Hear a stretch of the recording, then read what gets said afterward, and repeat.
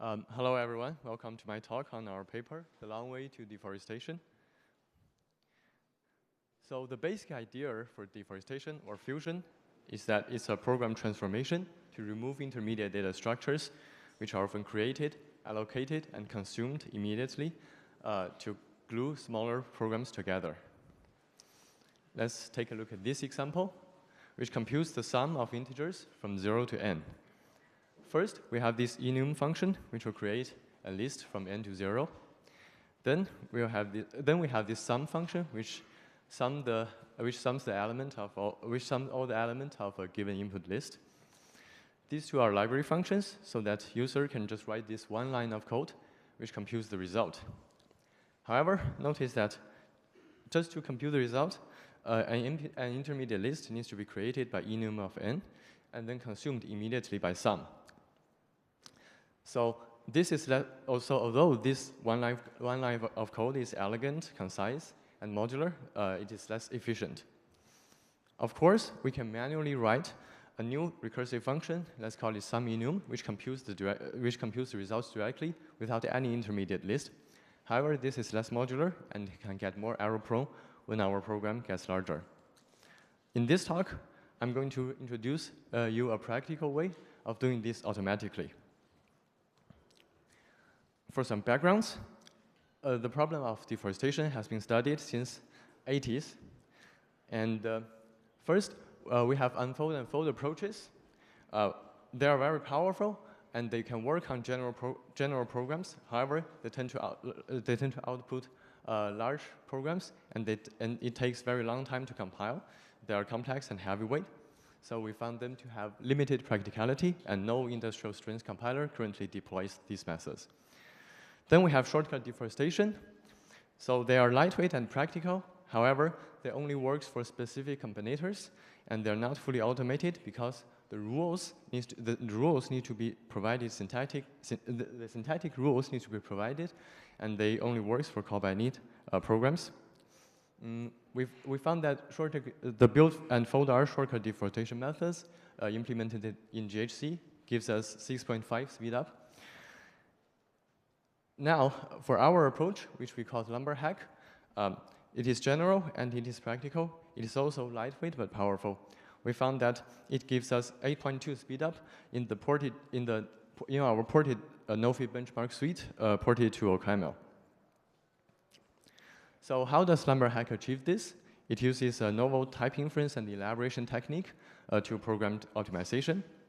It uses constraint-based type inference to analyze the flow of data, and also it can attach terms in types in order to be used later in a non-local elaboration path, which use infer types to transform programs non-locally. Let's take a look at an example of how Lumberhack works, which is the same as before. We have the enum and the sum to compute the result from 0 to n. To compute the result to sum from 0 to n. First, we make a copy of these library functions to transform them like this. Then we discover that the empty list created in the then branch will be consumed in the first branch of the pattern matching.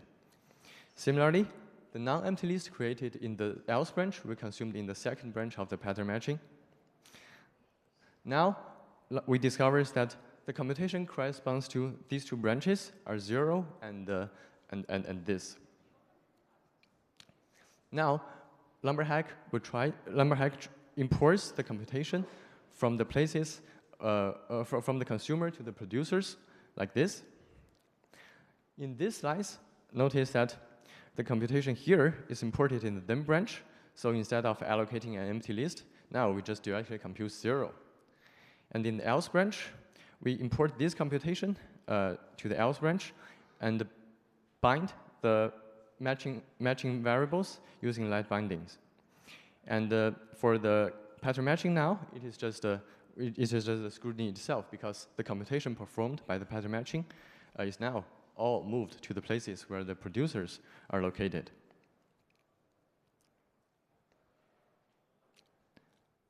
So far, so good. So Lumberhack we want to preserve call by value semantics. And how do we do that? Let's illustrate this through another example. Let's consider this program, which will crash when x is true. For this program, Lumberhack similarly discovers that the unit value constructed here will be consumed in here in this pattern matching. And then the corresponding computation is arrow, oops. Now, if we directly import the computation from here to the places where the constructor is called, we get this program, which will crash with arrow of oops, no matter what value x is. So this does not preserve the call by value semantics anymore. To handle this problem, we suspended the computation in the branch by introducing by wrapping them in a dummy variable to create a lambda abstraction and apply them immediately outside. By doing this, the call by value semantics is preserved. And then the computation that we want to import is this. And after the transformation, it looks like this, and the call by value semantics is preserved. Now let's take a look at another example. This example is interesting because now sum uses an accumulating parameter to compute the result. Again, we make a copy of these library functions to transform them. Similarly, we discover that the empty list constructed here will be consumed in this branch, and the non-empty list constructed here will be consumed in the second branch. Their corresponding computations are ACC and this. Notice that these two, this ACC variable will go out of scope. Where at the destination where we want to import them. How do we solve this problem? Again, we wrap them around by lambda abstraction, taking a parameter of these three variables, and then we apply them immediately outside the case branch. Now let's rearrange them a bit to make space for our transformation. Now the computation we want to move is this, and we can directly import them to the then and else branch, like this. So again, now we have this computation here, and the sum will just apply x to the accumulator. Next, we notice that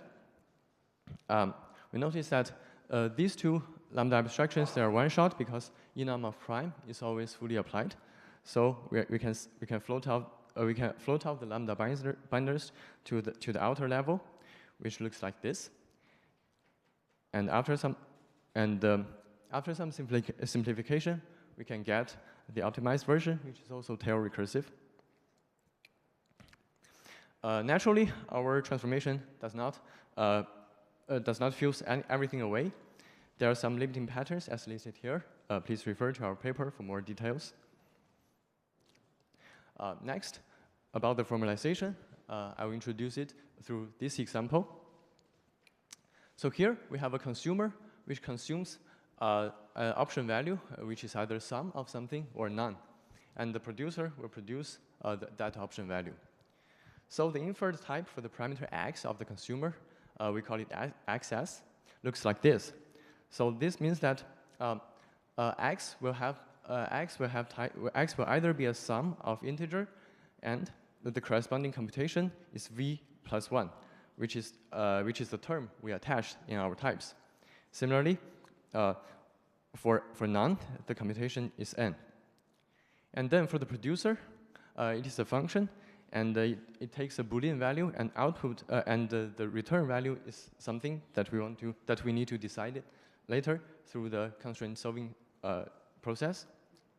So for this alpha, we discovered through this expression that it has a lower bound of sum of int or none. And because we have this application here, we found that this alpha will actually has an upper bound, which is the type of the parameter x. And then we can consolidate this alpha to this type with terms attached. And then we have this type for the producer, which takes a Boolean value and outputs something that can be fused later. Then we can perform the transformation is formalized as in this judgment. So under the context gamma, the term is transformed to the result term under the fusion strategy or the type S. So as an example, sum 1, 2, 3 will be transformed to a let binding bind the V, and then the computation V+1 will be imported in place, and none will be transformed to 0. So the core of our transformation rule looks like this. The first premise ensures that ensures the well-scopesedness, and the second premise ensures that the constructor has a type which indicates that we should actually transform them. And lastly, this will transform the corresponding fields of the constructors recursively. So we proved the soundness of our technique using stepped indexed logical relations. The idea is to first give relational interpretation of types, and then we prove the compatibility between our fusion rules and the relational interpretations. Lastly, we prove that our relational interpretation indeed complies with the standard notion of contextual approximation. And also, our soundness proof for strategy inference is also proved. For evaluation, we evaluate Lumberhack on a ported nofib benchmark suite on the spectral subset. We adapt them to call by value semantics, and we generate OCaml programs to see the results. So over 38 tests that we ported, the average speedup is 8.2%. Here is the detailed list. The left column is the execution time of the original programs, and the right one is the execution time of the optimized ones. And the average binary size increase is about 1.79 times. And as a reference, as I've mentioned before, GHC's built-in folder list fusion gives us on the original Haskell programs gives us an average speedup of 6.5%, and the Lumberhack gives us average speedup of 8.2%. So lastly, for the conclusion and future work, we introduced Lumberhack, which uses type inference to track the flow of data, and then through an elaboration pass, we are able to perform a targeted importing of computations from consumers to producers. And we prove the soundness. We give the soundness proof by logical relation, and then we perform the evaluation of Lumberhack on the ported benchmarks, on the ported nofib benchmark suite. And then for some future work, we will look into some ways to overcome the limitations that has been listed before, and we are also looking into some more fine-tuned analysis and heuristics. And lastly, we wish to generalize Lumberhack to functional programs with size effects. So that is my presentation. Now, any question? Thank you.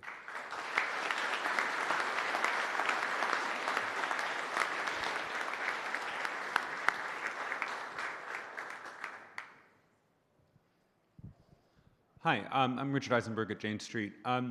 So I was curious about your sort of results at the end, the measurements, and in particular, the binary size increase was significant. Yep. Yes. Did you spend, I mean, is that the result of lots of labor to get it down to that level, or is there still potential room for improvement if you continue to work in that direction? I guess that's one question. The other was, when you compared the GHC results against the Lumberhack results, yes, the programs, I'm assuming that those programs are listed in the same order there. I can't really read the labels, but the programs in which GHC gets a big speed up are different than the programs that Lumberhack gets a big speed up, which surprises me, and I'm curious to know more. Yes, so the reason why we do the comparison like this is because none of the previous works on call by value programs. So it is really impossible for us to really perform a very rigorous quantitative comparison. So so this is, we wish to start the comparison from our side, but yeah, this is why we do this. As for the code size growth, indeed it has more room for improvement. However, in the paper we clearly identified two causes for the code size growth, and so in production it can be more fine-tuned about this. So these two causes, and unlike previous methods like unfold and fold methods, which will aggressively inline function definitions, even including those recursive ones, our approach with the clearly identified causes of code size growth is more controllable. Yes. Thanks. Yeah, thanks. So Patrick Jansson, Chalmers, other side. Yeah, I was also, it was partly covered here. I was confused by this discussion, both about the call by value and the comparison to GHC. Yes. Because, I mean, so how did you actually compare speed up? I mean, did you compare the speed up of running it in GHC and running it in OCaml, which would be like apples and pears? Yes, exactly. Yeah, so